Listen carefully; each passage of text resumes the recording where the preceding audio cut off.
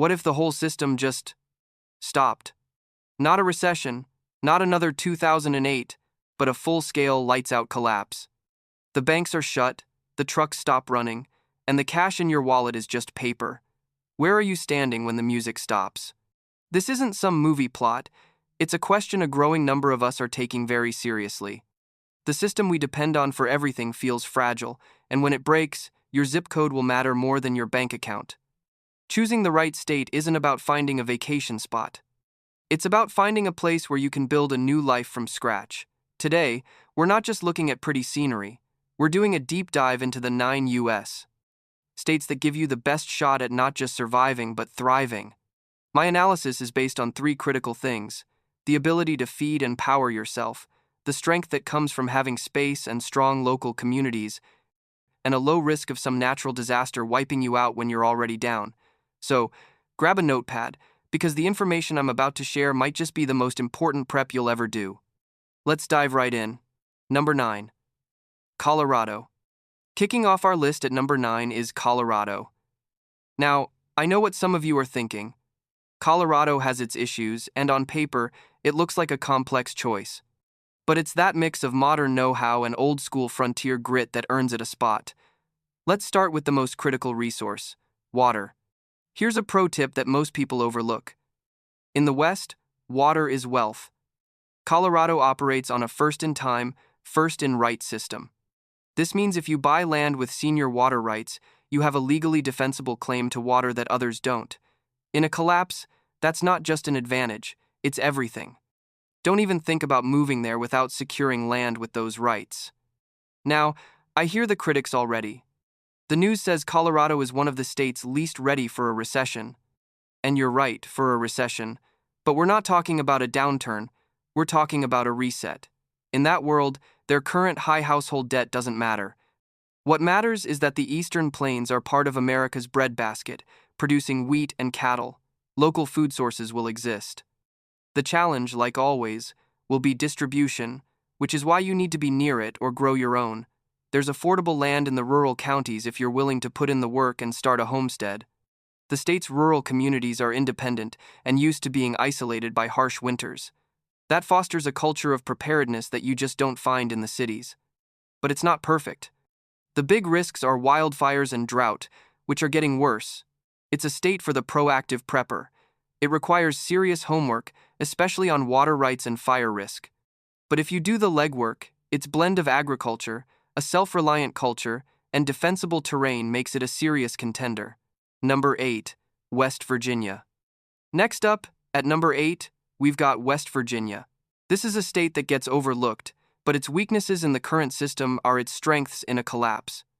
Its greatest asset is the land itself. The Appalachian Mountains create a landscape of dense forests and isolated hollows. Being hard to find and hard to reach is a huge plus when the rule of law is gone. The mountains offer everything you need: timber for building, game for food, and countless springs for water. For anyone skilled in living off the land, it's a paradise. The rainfall is reliable, making gardening and small-scale farming totally doable. Here's the thing about West Virginia. People there already know how to be self-sufficient. There's a deep-rooted culture of gardening, canning, and preserving. That knowledge is priceless. The cost of land is low, and with minimal building codes in many areas, it's one of the easiest places to set up a homestead from scratch. The people are used to economic hardship. They know how to make do with less. Of course, there are downsides. The infrastructure is shaky in places, and the primary natural disaster risk is flash flooding in those narrow valleys. But if you're looking for rugged individualism, this is it. It offers incredible natural seclusion and a ton of resources for those with the skills to use them. For someone wanting to disappear into the mountains and live a sustainable life far from the chaos, West Virginia has a powerful appeal. Number 7. Maine. Moving on to number 7, let's head to the northeast corner, Maine. If safety and community are your top priorities, listen up. Maine's biggest strength is its social fabric. Recent numbers put it as the 4th safest state in America, with low crime and stable communities. And get this, around 75% of residents say they feel safe in their neighborhoods, which is one of the highest rates in the country. That's social capital you can't buy. In a crisis, a community that already trusts each other is less likely to fall apart. From a self-sufficiency standpoint, Maine is solid. They have a thriving local food movement that's more than just a trend, it's a way of life. Small farms and farmers markets are everywhere. That means the skills and infrastructure for local food production are already humming along. Plus, you've got a massive coastline for fishing and endless forests for timber, fuel, and hunting. Here's the kicker. The risk of a catastrophic natural disaster is incredibly low. It's too far north for major hurricanes, has no major fault lines, and doesn't get hammered by tornadoes or wildfires. The biggest threat is a bad winter storm, but the people there are pros at handling those. The short growing season is a real challenge. You'll need a greenhouse and serious food preservation skills. And yes, it's close to the population centers of the East Coast, which could be a factor. But for those who value a strong, supportive community and are prepared for a northern climate, Maine is a safe harbor in a storm. Number 6, Wyoming. At number 6, we're heading to the heart of the Rockies, Wyoming. If any state embodies the spirit of rugged individualism, this is it. It's the least populated state in the nation, and that's its superpower. The most obvious advantage is the elbow room. With fewer than 600,000 people spread out over a huge area, the competition for resources would be almost zero compared to anywhere else. The culture is built on self-sufficiency and privacy. It's a daily reality there. On the self-sufficiency front, Wyoming's economy is based on real, tangible things: cattle, sheep, and energy. The vast grasslands are perfect for livestock, and for those with the skills, the wildlife elk, deer, antelope is a sustainable food source. Gun ownership is part of the culture, so people have the means to hunt and defend themselves. The risks are manageable. Winter storms are brutal, and wildfires are a concern. But like in other northern states, the people are prepared. The short growing season and arid climate make farming tricky, so a homestead needs greenhouses and a focus on livestock. And that isolation can be a double-edged sword. Help is a long way off. But that's the trade-off. Wyoming is for the prepper who seeks isolation above all else. It's not for the faint of heart, but for those who are skilled, prepared, and truly want to be left alone. It's the ultimate sanctuary. Number 5, New Hampshire. Coming in at number 5 is New Hampshire, the live free or die state. This place offers a powerful combo of financial stability, community resilience, and a low-risk profile. Here's something most people don't consider: the financial health of the population before a collapse. New Hampshire was recently ranked the second safest state in America, with low crime rates and high financial safety. People there have low poverty rates and good credit, meaning they're more stable to begin with. The live free or die motto isn't just for license plates. It reflects a culture of independence and limited government that's perfect for a post-collapse world. For self-sufficiency, New Hampshire is solid. It's covered in small farms, orchards, and dense forests for timber and fuel. Fresh water is plentiful. Its biggest advantage, though, is an extremely low risk of natural disasters. Like Maine, it's shielded from the big ones: hurricanes, earthquakes, and major tornadoes. Its main hazard is winter storms, which everyone is used to. The downside? The southern part of the state is basically a suburb of Boston and would face serious pressure.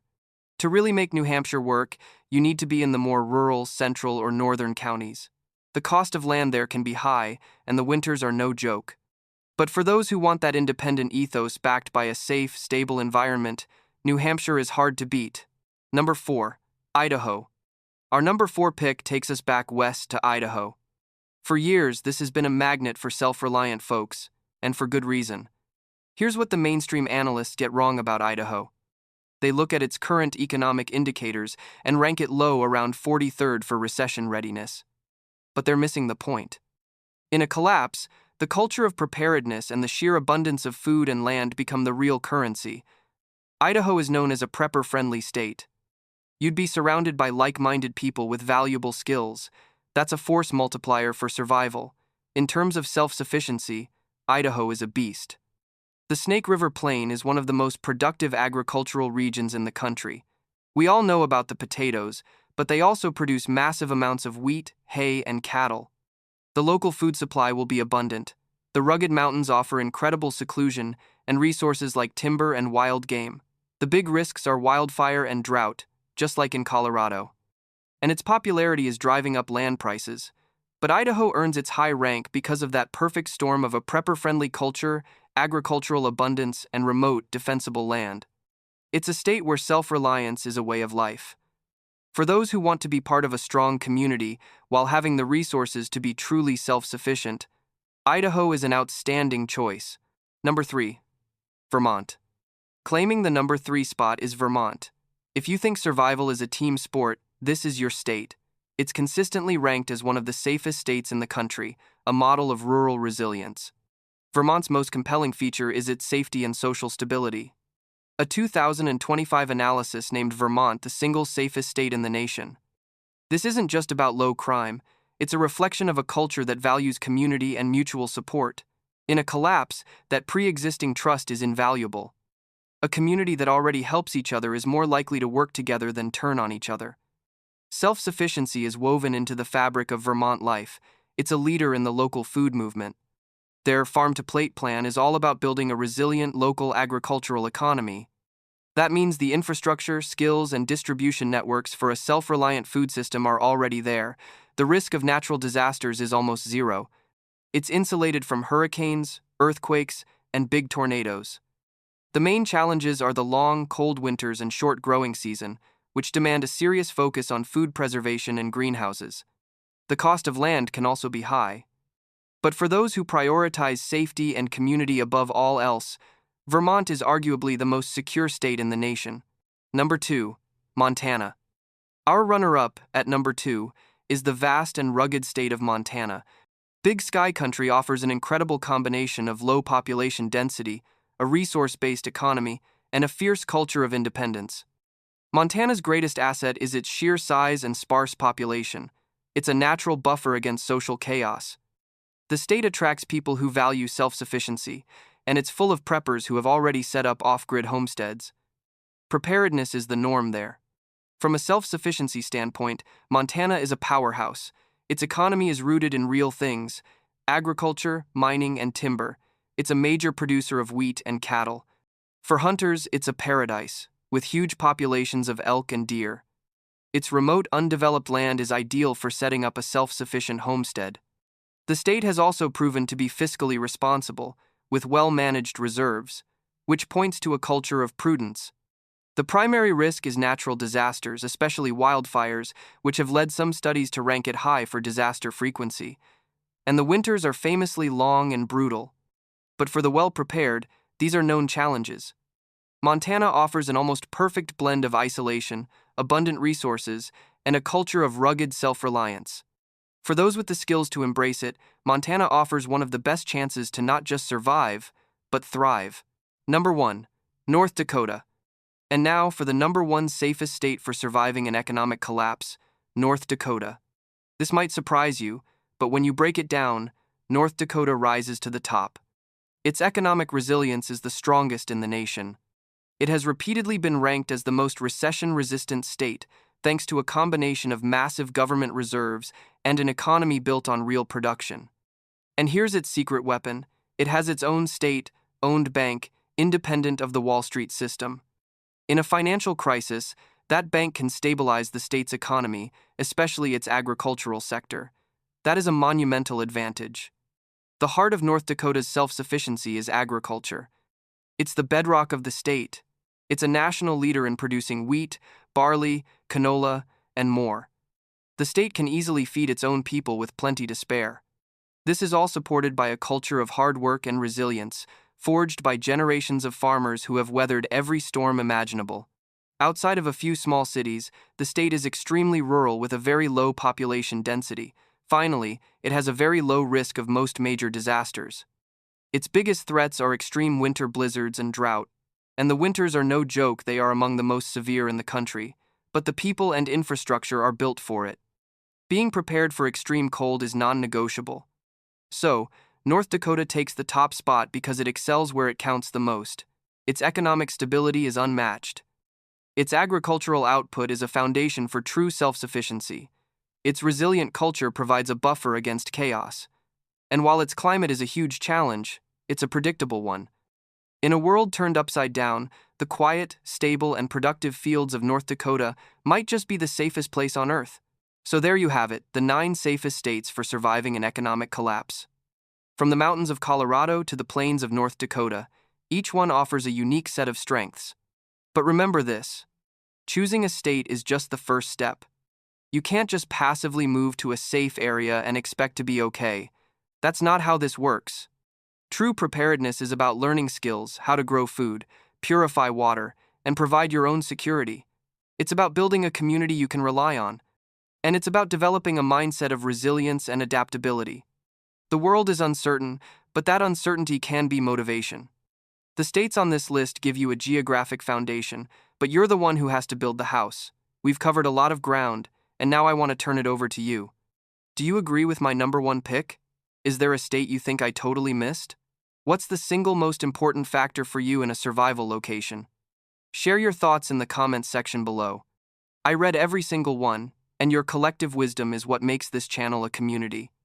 If you found this video informative, please give it a thumbs up and subscribe if you haven't already. And hit that notification bell so you don't miss our future deep dives. Thank you for watching. Remember, being prepared isn't about being paranoid, it's about being practical. Stay safe and stay prepared.